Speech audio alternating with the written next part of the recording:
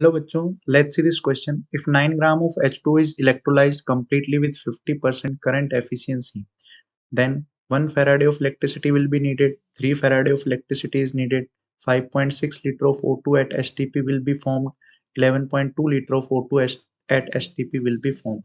So बच्चों यहाँ पे आप देखो इस क्वेश्चन में जो की कॉन्सेप्ट यूज हुआ है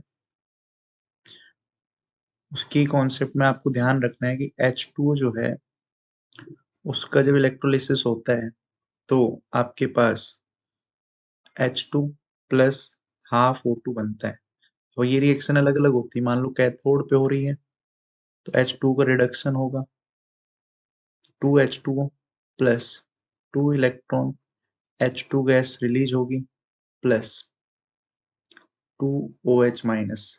और अगर ये एनोड पे होगा तो ऑक्सीडेशन होगा, ऑक्सीडेशन के टाइम O2 गैस रिलीज होगी, यहाँ आएगा 4H प्लस प्लस 4 इलेक्ट्रॉन।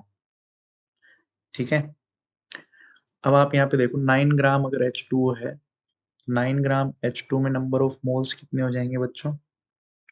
9/18 यानी 0.5 मोल H2O। तो यहाँ आप स्टोइकियोमेट्री से देखो 2 मोल अगर H2O है तो O2 कितना बन रहा है? 1 मोल। तो अगर 0.5 मोल H2O होगा तो O2 बनेगा बच्चों 0.25। इसको 1/4 किया, इसको भी 1/4 कर दो, 0.25 मोल O2 के लिए वॉल्यूम क्या हो जाएगी? Volume upon 22.4 equals to number of moles which is 0.25।